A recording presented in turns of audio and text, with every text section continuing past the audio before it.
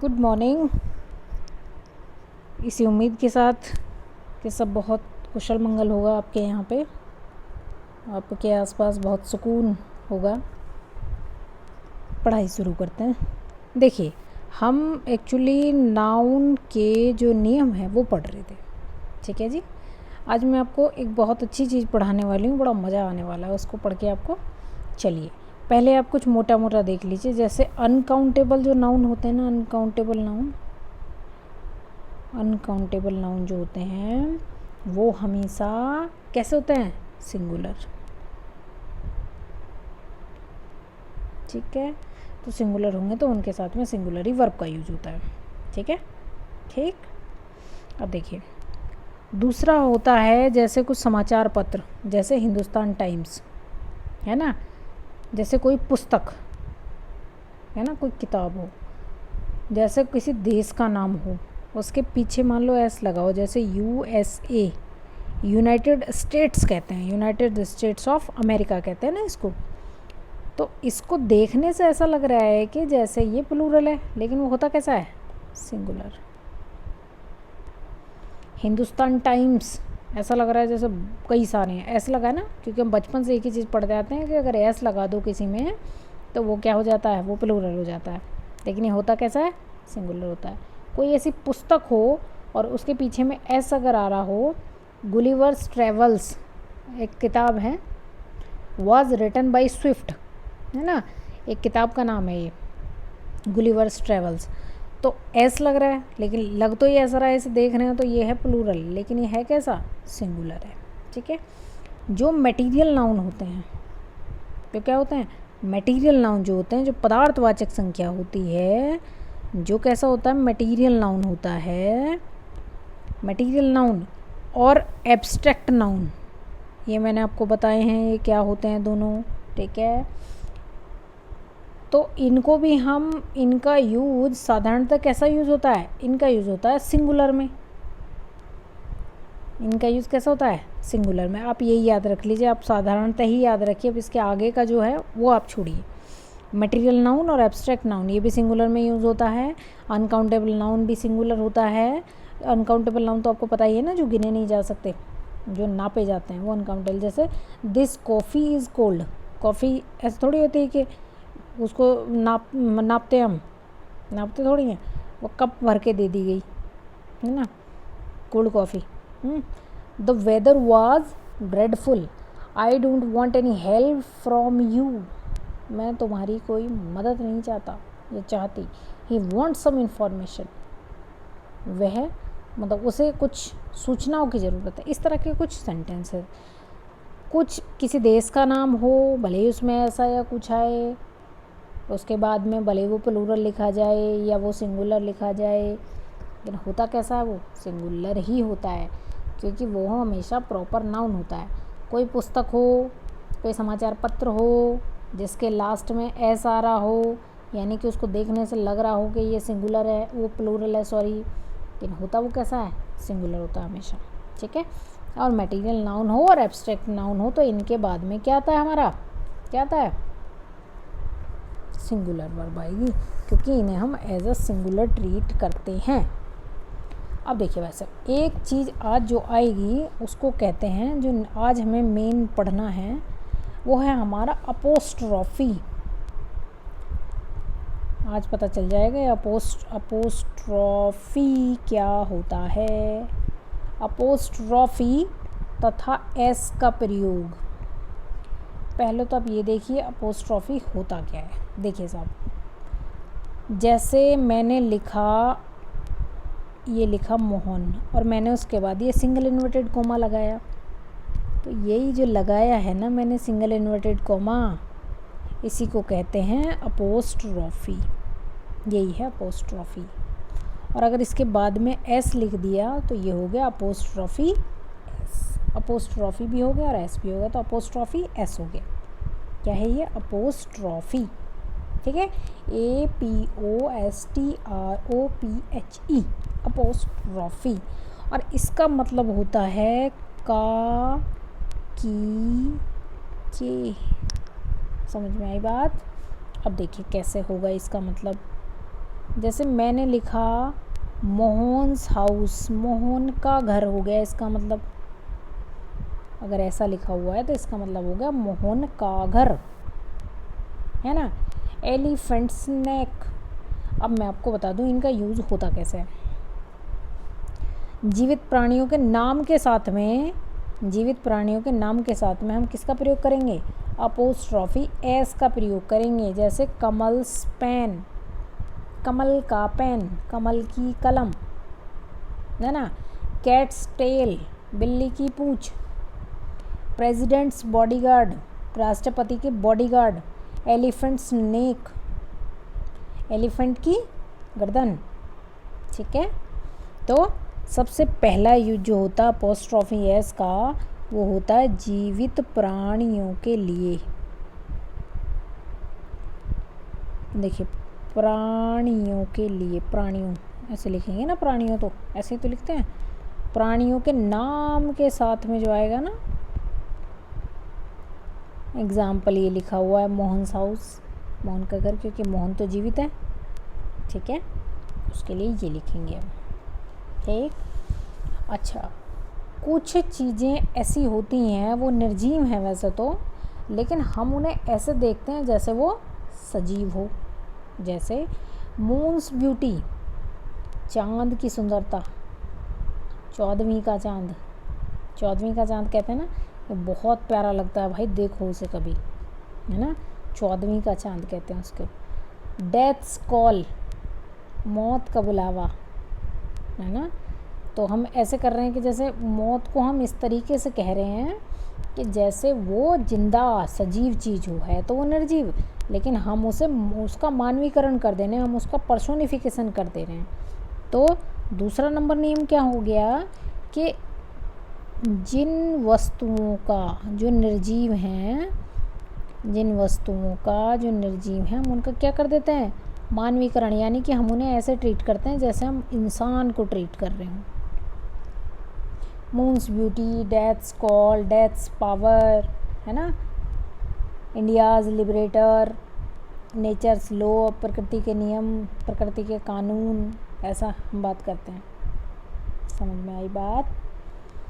अब देखिए आप, अगला है साहब, ऐसे नाउन के साथ जो टाइम, दूरी या भार बताए। जैसे जो टाइम बताए, दूरी बताए या भार बताए, तो उसके साथ भी हम क्या करेंगे, अपोस्ट्रॉफी एस का यूज़ करते हैं। किस किस के साथ में, देखिए समय, दूरी, स्पेस होता है, दूरी को कहते हैं स्पेस, टाइम तो पता ही है आपको, समय, स्पेस लिख दिया मैंने। WEIGHT, ये वाला, ये होता है वेट, भार, बोझ। एक ये वाला वेट होता है, ये कौन सा वेट है, इंतज़ार वाला वेट है, और ये कौन सा वेट है, वजन वाला, भार वाला। इनके ये वाले जो नाउन होते हैं, इनके साथ में जैसे एट अ स्टोन्स थ्रो, जैसे कहते हैं वो इतनी दूर है कि यहाँ पत्थर वहीं को पहुँच जाएगा वहीं पे, इस तरह बोलते हैं ना, एट अ स्टोन थ्रो। जैसे कोई पूछ रहे हैं कहाँ, अरे यहीं तो है यार, पैर पाँव पैरे पे, ऐसे कह देते हैं, ये बोला एट ए स्टोन्स थ्रो, ठीक है, ठीक। इस तरह की चीज़ों के साथ में भी हम अपोस्ट्रॉफी एस का यूज़ करते हैं। ये 2 कदम की दूरी जो है ना, 2 कदम की दूरी, वो यही वाला है, एट अ स्टोन्स थ्रो, ठीक।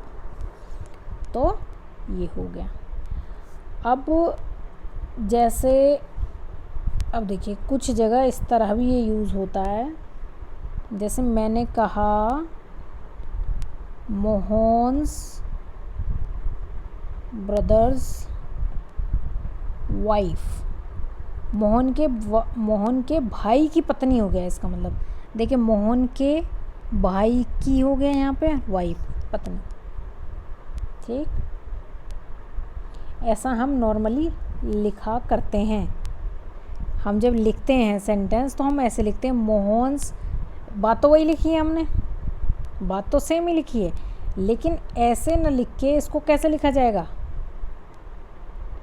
The wife of Mohan's brother, the wife of Mohan's brother. देखिए ये भी सेम मतलब है और ये भी सेम मतलब है, दोनों का एक ही मतलब है, मोहन के भाई की पत्नी, और इसका भी यही मतलब है कि मोहन के भाई की पत्नी, लेकिन लिखा ऐसे जाएगा, यानी कि दो अपोस्ट्रॉफी एक साथ नहीं आते हैं, दो अपोस्ट्रॉफी एस एक साथ सेंटेंस में नहीं आएंगे। जैसे शीलाज ब्रदर्स स्कूटर, ऐसे नहीं लिखेंगे कि शीला के भाई का स्कूटर हो गया, ठीक है, ऐसे नहीं लिखना होता है। हमें क्या करना है, द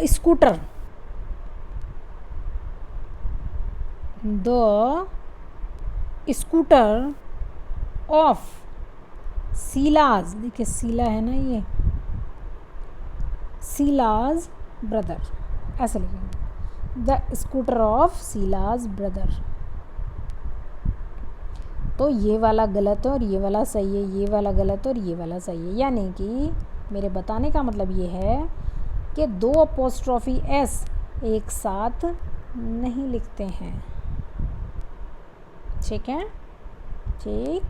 तो ये बात आप ध्यान से देख लीजिएगा, उसको ऐसे लिखा जाता है, जैसे it is my friends Mohan's pen, ये मेरे दोस्त मोहन का पेन है, ऐसा है मतलब। तो इसको मैंने कहा दो अपोस्ट्रोफी एक साथ नहीं लिखेंगे, तो कैसे लिखेंगे, it is my friend Mohan's pen, ऐसे लिखा जाएगा, इट इज़ माई फ्रेंड, फिर कॉमा लगाएंगे, थोड़ा सा रुकेंगे, तो उसके बाद में फिर हम लिखेंगे। देखिए इंग्लिश होल सोल सेंस पे चलती है, और अगर सेंस ही सही नहीं आता है तो फिर वो चीज़ें गलत हो जाती हैं। ग्रामर तो कई बार चीज़ों को गलत भी कर देती है हमारी, जो हम सुनते आ रहे हैं, पढ़ते आ रहे हैं, बचपन से देखते आ रहे हैं, तो हम तो वैसा ही करेंगे ना, ठीक है। तो ये वाला अपोस्ट्रोफी यहाँ पे लगता है जी। अब एक चीज़ ये होती है, जैसे Ram and Mohan's house is under repair, जैसे राम और मोहन का घर, अगर दो लोगों के मतलब इस तरह की बात हो, दोनों का अधिकार उस वस्तु पर समान रूप से है, कोई एक वस्तु है और उन दोनों का अधिकार, कोई दो लोग हैं, उस वस्तु पर दो लोगों का अधिकार है, बराबर का अधिकार है। जैसे मान लीजिए बाप का एक घर है, तो दो भाई हैं, तो दोनों का अधिकार हो गया। जैसे स्कूल में टीचर होते हैं, तो सारे बच्चों का उनके ऊपर प्रॉपर एक इक्वल अधिकार होता है। माँ बाप के ऊपर बच्चों का बराबर अधिकार होता है ऐसा। तो अगर कोई चीज़ ऐसी है, वस्तु की बात कर रहे हैं हम, अगर कोई वस्तु ऐसी है जिस पे दो लोगों का समान अधिकार हो, तो वहाँ पे कैसे लिखा जाएगा, राम एंड मोहन्स हाउस, राम और मोहन का घर, हो गया नहीं हो गया, सेंस आया नहीं आया, ऐसे लिखते हैं, है ना। और यदि उन दोनों का अधिकार उस वस्तु पर अलग अलग हो, तो तब कैसे लिखेंगे, तब ऐसे लिखेंगे, यानी कि दो लोग हैं, ये राम और मोहन, ये तो ये है कि इनका एक ही घर है, एक ही घर की बात हो रही है जिस पे इन दोनों का अधिकार है। अगर कोई ऐसा है कि राम का एक अलग घर है और मोहन का एक अलग घर है, तब कैसे लिखा जाएगा, राम्स एंड मोहन्स हाउस,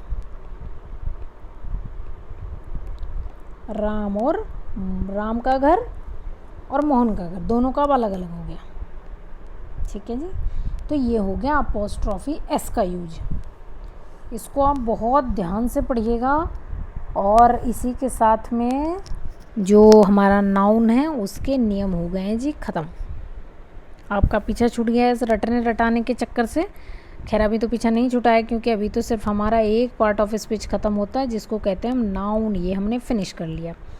अभी तो प्रोनाउन बचा है, उसके भी कुछ नियम हैं, उसके बाद फिर एडजेक्टिव बचा है, एडवर्ब बचा है, वर्ब बचा है, कितनी सारी चीज़ें बच रही हैं, इंटरजेक्शन, कंजक्शन, प्रीपोजिशन, तो खैर उसके कोई नियम नहीं होता है, वो तो रटने वाली चीज़ है, ठीक है, वो याद करना पड़ता है। तो आप इस अपोस्ट्रॉफी का यूज समझ गए होंगे कि अपोस्ट्रॉफी लगा है। देखिए ये वाला जो कोमा है ना, इसको कहते हैं हम, ये जो उल्टा उल्टा कोमा कहें आप इसको, वैसे उल्टा कोमा होता नहीं है, ये सिंगल इन्वर्टेड कोमा होता है। इन्वर्टेड भी नहीं कहते हैं, ये सिंगल अपर कोमा होता है। सिंगल इन्वर्टेड कोमा जो होता है वही वाला होता है ये। और आप इसको ऐसे लिख दीजिए, ऐसे बनाते हैं। इसी को कहा जाता है अपोस्ट्रॉफी। और अगर इसके साथ में एस भी जुड़ जाए तो इसको, अगर एस भी लिखा हुआ है तो फिर ये हो जाता है अपोस्ट्रॉफी एस। कई बार इसमें ये आपकी किताब जो है, आपके जो सिलेबस है उसके हिसाब से इसमें नियम कम दिए हुए हैं। पता है क्यों कह रही हूँ मैं ऐसा? क्योंकि इस कई बार ऐसे भी सेंटेंस होते हैं जिनमें कि सिर्फ अपोस्ट्रॉफी से ही काम चल जाता है, एस नहीं लगाना पड़ता। ठीक है, तभी इसका मतलब काकी के ही होता है। लेकिन वो वाले नियम थोड़े फिर बहुत ज़्यादा हो जाएंगे, तो आपके सिलेबस से वो चीज़ें वो किताब में डिफ़ाइन नहीं की गई हैं या दी नहीं गई हैं, तो इसलिए मैं आपको वही लिमिटेड पढ़ा रही हूँ जितना आपके कोर्स का फ़िलहाल है। ठीक है जी, तो चलिएगा आज के लिए, थैंक यू वेरी मच।